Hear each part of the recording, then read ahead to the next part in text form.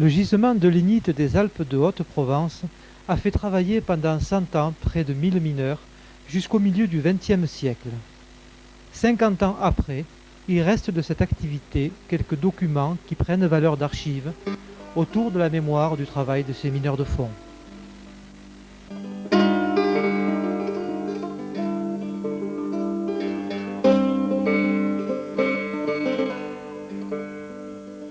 Ici, nous ne sommes pas dans un gisement houillé, proprement dit.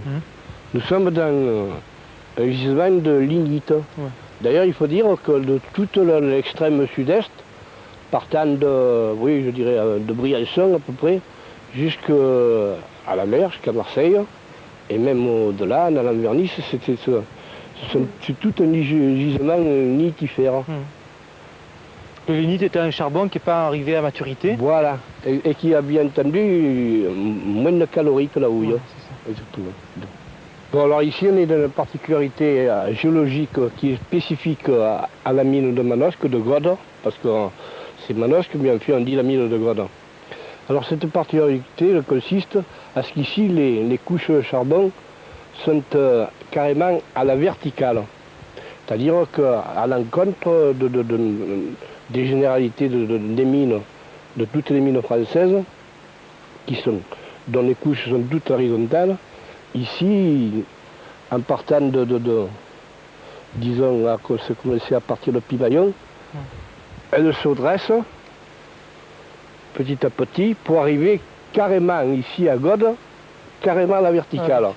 Et en repartant vers l'ouest, c'est-à-dire en allant vers Pierrevert, elle recommence à nouveau à s'incliner à nouveau. C'est donc sur la poche même de Gode qu'il y a cette particularité. Et au-delà, à partir d'ici, vers le nord, là, il y avait les couches dites grasses. Il n'y en avait pas beaucoup, il y en avait deux couches, mais des couches très puissantes qui faisaient presque 1,80 m et une faisait même 2 mètres de puissance. Et en allant vers le sud, ici, c'était des couches maigres. Les couches maigres, il y en avait 6 qui étaient exploitables, qui elles étaient plus faibles comme puissance. Elles allaient de 60 à 1,60 m, 70. Elles variaient les unes aux autres selon la puissance.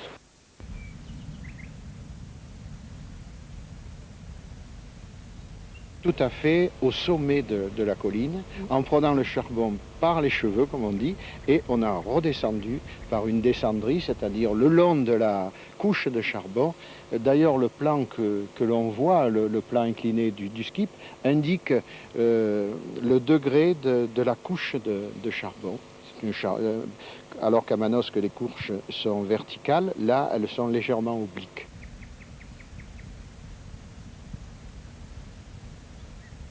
Et ce grand bâtiment qu'on voit, à quoi servait-il?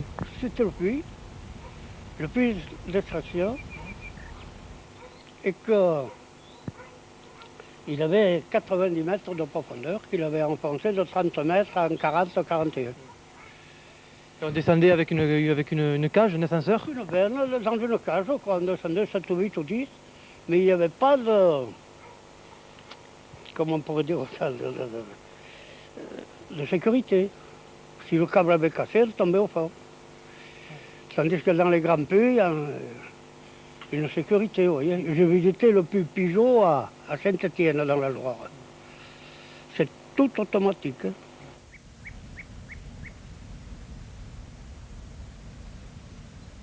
Je suis rentré pour la première fois, j'avais 17 ans. Et à ce moment-ci, le puits n'existait pas encore. Et l'exploitation se trouvait à 100 mètres, pas plus. De profondeur. De profondeur. Alors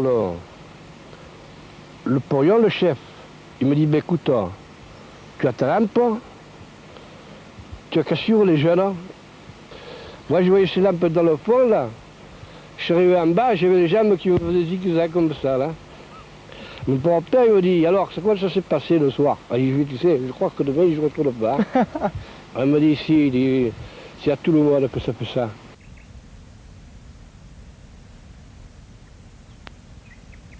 J'ai été de l'équipe où nous avons fait la jonction entre la descendrie et le traçage, puisqu'on appelle ça un traçage, la galerie 120. Ça avait été une journée mémorable. D'ailleurs, on languissait de finir parce qu'au bout de cette galerie 120, nous manquions d'air. On était alimenté uniquement par de l'air comprimé. À un endroit, je suis tombé évanoui par manque d'air et pris par les gaz de mine parce qu'on tirait à 2 postes. Et j'étais du 2e poste, je me souviens. Et si la fumée était partie, il restait dans les déblais du gaz de poudre qui ne se voyait pas, mais qu'on prenait. Et nous avions des rouleurs et je chargeais dans les berlines pour enlever le déblai des mines tirées par le poste précédent. Et naturellement, je respirais le gaz. Et puis, quand mon rouleur il est revenu, il m'a vu les bras en croix sur le déblai, il m'a mis dans la berline, il m'a sorti dehors. Et j'ai atterri là au bureau où le docteur avait fait des piqûres pour me réanimer. Ça, c'est un vieux souvenir.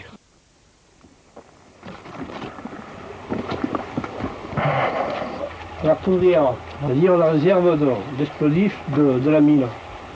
Alors, la législation sur les mines obligeait les exploitations à entreposer les explosifs, la dynamite, sous terre, dans un local souterrain, et isoler les détonateurs. Et lorsque j'ai commencé en 1935, on utilisait encore là, les mèches. C'est-à-dire que les mineurs eux-mêmes, parce qu'après on a nommé des employés spéciaux qu'on appelait des boute-feu, qui eux se chargeaient de faire sauter les mines. Et avant, c'était les mineurs eux-mêmes qui sautaient leurs propres travaux. Alors c'était assez dangereux parce que il fallait faire attention, il y a eu des accidents parce que ces cordons n'étaient pas toujours d'une régularité. Soit ils étaient très lents à suivre le chemin pour enflammer la poudre, soit ils faisaient le trajet presque d'un coup. Le gars n'avait pas le temps de se mettre à l'abri. On était vraiment des travailleurs de force, hein, comme on nous appelait à l'époque. Et un mineur de fond, quand il avait travaillé 5-6 heures avec le pic, le marteau-piqueur est venu bien après, l'air comprimé est venu bien après. En 1942-43, on travaillait encore avec la tranche, ce qu'on appelait la tranche. C'est un outil pointu de chaque côté avec le manche. Et on faisait des berlines, on en faisait 6-7 berlines par... après, bien sûr, quand il est venu le marteau-piqueur, on en faisait beaucoup plus. Dans une veine de charbon qui a 60 ou 70-80 cm d'épaisseur, ça fait à peu près la hauteur du bras. Vous voyez, quand on mesurait, on faisait ça pour mettre les bois. C'était une mesure, hein, le coude était une mesure de la puissance de la couche, on disait, de l'épaisseur de la couche. Alors, la technique, c'était de sous-caver. C'était un mot peut-être un peu qui dérivait du provençal, ça. Hein. On coupait le charbon bien à la base, et puis il restait 50, une bonne couche de 50, et après, en enfonçant soit le marteau-piqueur, soit la tranche, il y avait un bloc de charbon qui se détachait, et qui roulait ensuite dans les... c'était des couloirs métalliques qui descendaient jusqu'en bas, où il y avait la galerie, et dans la galerie, il y avait les wagons qui chargeaient, bien sûr, le charbon. Et là, c'est une méthode d'exploitation qui n'est pas la même à God et qui n'est pas la même à Saint-Même. Hein. C'était particulier à Villouis. Et vous travailliez allongé ou... On était complètement couché, oui. Complètement couché. On travaillait couché et on piquait comme ça. Pendant 8 heures d'affilée. Oui. Et après, avec le marteau, on enfonçait le marteau, puis on le reprenait avec le pied. Et on poussait le marteau à l'extrémité, surtout quand le charbon se faisait bien, qu'il éclatait parce qu'il y avait de la pression, que le charbon crépitait. Alors on enfonçait le marteau-piqueur là-dedans et le charbon coulait, quoi. On disait couler d'ailleurs.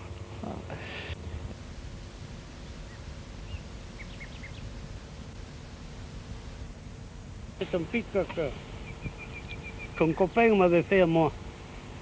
Et quelle était exactement sa fonction là? Pourquoi il y avait un côté très très aigu? Pourquoi de l'autre côté il fallait qu'il soit pointu pour tirer les traverses au cas qu'elle soit. C'est un pic à traverse? Pour tirer les traverses, s'il y avait un éboulement ou dans la terre ou n'importe quoi. On se servait de ça, vous voyez. Pour les traverses du front, bien entendu, pas de l'eau. Ou des fois, s'il y avait un éboulement, c'était tout le carré comme ça, oui. C'est tout ce que vous aviez comme outil? Voilà, on avait des haches pour couper les bois, une pelle pour dégager les éboulements, on était plus obligé de dégager, vous voyez. Ouais, c'est ça. Et puis, on avait toujours des haches parce que des fois, on était obligé de mettre un bois ou deux pour pouvoir travailler. Que ça s'éboulait entre les carrés, vous voyez. Que les carrés, ils étaient peut-être à 3 mètres par l'un de l'autre, quoi. 3,50. Et vous travaillez dans combien de plafonds là? 85 cm. Vous travaillez tout le temps accroupi pratiquement. Accroupi, quoi, à genoux. Principalement à genoux. Et combien d'heures par jour vous travaillez comme ça? 8 heures. 8 heures. La salle des pendus, vous devez avoir entendu parler de la salle des pendus dans toutes les mines d'ailleurs. Là, c'était vraiment vétuste. C'est encore une revendication d'ailleurs du syndicat et une réalisation de l'activité syndicale parce qu'on se déshabillait n'importe où. Et on s'habillait n'importe où, on n'avait pas de douche. Les pendus, eh bien, c'était une poulie qui était au sommet de la salle.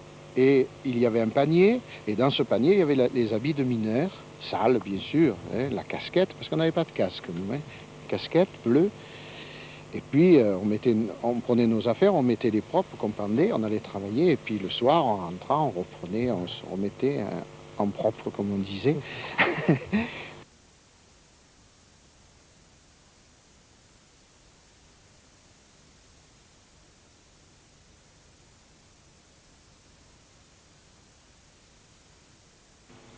Pendant combien de temps vous avez travaillé à la mine? 33 ans. Vous avez travaillé Moi, pendant... j'ai travaillé 7 ans au triage. Comment ça se passait le triage? C'était... Eh bien, ma foi, c'était un criblage. Vous voyez, le charbon il tombait sur un tremblant. Là. Il y avait 3 grilles. Le Non, gros lanceur. 2 grilles. 3 grilles, le gros, le moyen et la châtille. Il y en avait 3. Il y avait la châtille, le gros et le menu. Eh bien, ça fait 3. 2 grilles et le menu tombait sur le plein. Ben, ça fait 3. Il y avait 3 grilles. Il y avait 2 grilles et le menu tombait sur le plein. Non, enfin, lui, il faut qu'il dise différemment. Moi, je sais qu'il y en avait 3. Bon. Il y avait la terre, la châtille et le gros lanceur. Le gros. Bon. Et vous étiez dans des bâtiments abrités du Oh, vent? nous étions sur un galetas. L'hiver, le vent nous passait dessous, on s'est gelé. Vous savez, c'était plein de trous, c'était mauvais comme tout. On s'est gelé. Et quand le charbon était mouillé, vous voyez, on plaquait nos mains contre la barre du criblage et nos mains restaient collées, tellement il faisait froid. C'est vrai. Vous n'avez pas de chauffage? Vous n'avez pas de chauffage? Il y avait un bras zéro. Non, il y avait un Un poêle. bras zéro, mais là où le travaillait, il n'y en avait pas. Si, il y avait le poêle quand même en haut. En haut, au fond, Eh bien, il y avait le poêle dans le triage. Et vous étiez habillé de quelle manière? Nous étions le plus mal habillés possible, comme les mineurs. On mettait tout ce qu'on avait de plus mauvais. Et vous étiez noir? On était en haillons, si on peut dire. Des fichus sur la tête et mâchurés comme des... C'était pas beau, quoi. C'était tout ce qu'il y avait de plus bas. À l'époque, j'avais 18 ans.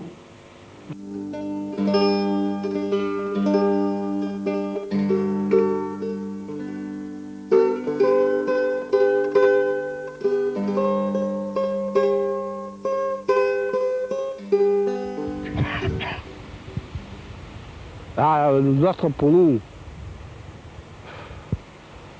c'était le beau temps parce qu'on était jeunes. Hein.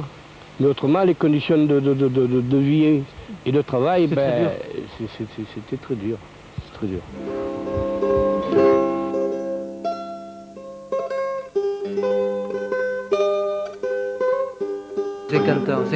Après, qu'est-ce que... La ferme le 1er novembre. Exactement. On a tout fait pour qu'elle ne ferme pas, hein, bien sûr. Je sais, oui. On a manifesté et tout ça, mais enfin,